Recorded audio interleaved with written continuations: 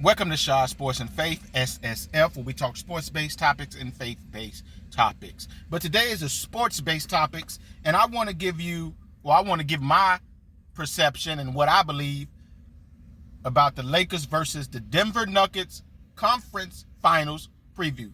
So basically, this is the Lakers versus Denver Nuggets conference finals preview. Now, the Denver Nuggets with the superstar Nikola Jokic. Honestly, Nikola Jokic should have won MVP, his third MVP in a row. He should have won it. The guy averaged a triple-double at center. Never heard of it. Well, right at a triple-double. What he was at, like 25, about 25 points per game, like 12 rebounds a game, almost 10 assists, right at 10 assists, shooting like in the high 50s in field goal percentage. I mean, the guy is incredible. I was sleep on Jokic. I didn't think he was as good as some people were saying. And, my pops, he told me about him. And I looked at him against Phoenix, and this dude is incredible. Not a great leaper, not the fastest guy, not the quickest guy, although I think he's a little quicker than what he looks on TV. I mean, the guy in the post can do it all. Fadeaway jumper, jump hook with either hand, floater off the wrong foot, up and under, got all the moves in the post. Footwork is incredible. Passing ability, one of the best passes I've ever seen. Because he's so hard to stop because he has all these moves. He can make all these shots. And if you double team him, he will destroy your defense. He will pick your defense apart because he's going to find an open guy. Even if you don't see him, he's going to fit the passes in pockets that you would never think he will be able to fit them. He should have won MVP, and the guy is incredible. In the playoffs this year, he's averaging 30 points a game, 13 rebounds, 10 assists on 55% field goal shooting 48% from the three-point line.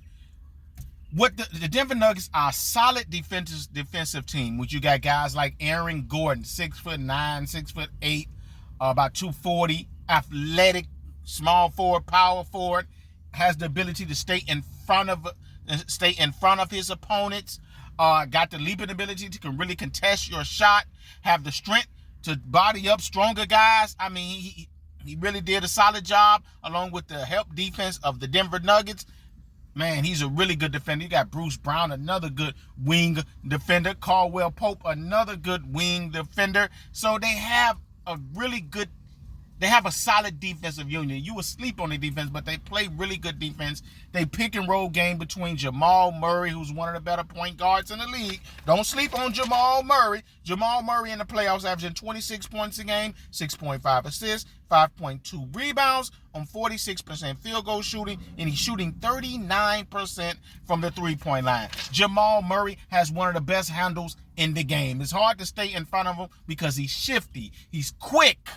He can get to the basket and has his way of finishing. He will even dunk on you. Then he has that step back jumper where he can shoot the three. Step back jumper where he can shoot the mid range. And if you're small and not as strong as him, he will do you in the post. And not to mention the pick and roll game between him and Jokic. Man, the pick and roll is already hard to stop, especially when you have two crafty players that know how to run the pick and roll, and they really do. Murray and him run the pick and roll, and they will destroy you in the mismatch game. If you get a big on Murray, he's going to break him down and shoot the three or go to the hole, and the defense got to converge on him. He's going to hit the open man. Or if you get the mismatch where Jokic get on the small man, of course, I already told you about him. He's going to destroy him down low. Or he will roll out and shoot the three or the mid-range, or he'll roll to the basket and Jamal Murray gonna hit him. It's just very hard to stop him. And then they got Michael Porter Jr., who's a really good role player, but he's a little bit more addition to his game. He add a little bit more to his game, he will be a star. I think he's giving you like almost 20 a game.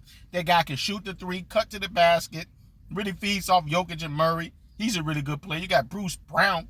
He's an improved shooter, cut to the basket, play defense. Caldwell Pope, he's a really good three-point shooter. They got a really good team. It's going to be hard for the Lakers to beat them. I'm really interested in seeing how the Lakers will defend them. Now let's talk about the Lakers.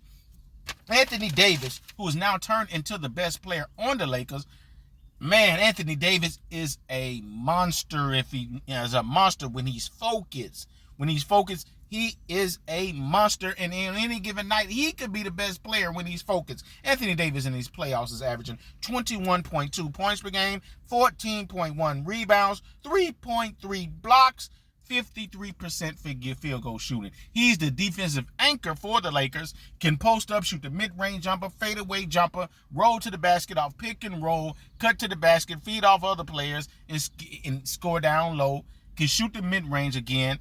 And if you go to the hole, he's swatting your shot back out of there. Get it out of there. Don't bring that mess. And he's quick and athletic to stay with some guard, stay with some wing player. So he is probably the best defender in the league. Hard to stop. It's hard to go to the basket. He limit teams to 3-point shooting or just shooting from the outside because of his defensive ability. Let's talk about LeBron James. What you need to talk about LeBron James? Yes, he's fall off. So I'm expecting you expect him to fall off at 38, but he still plays well. Really effective in the post because he's strong and he's crafty and he's skilled in the post with the mid range or just overpowering or spinning.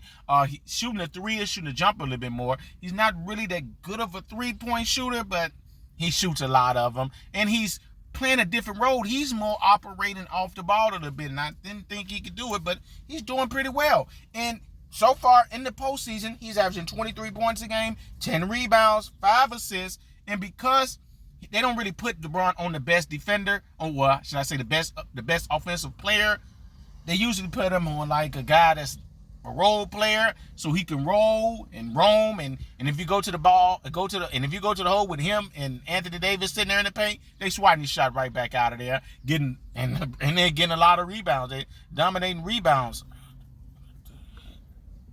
and they back again, and they're getting a lot of rebounds. So, and also the Lakers did a really good job. Rob Pelinka did a really good job.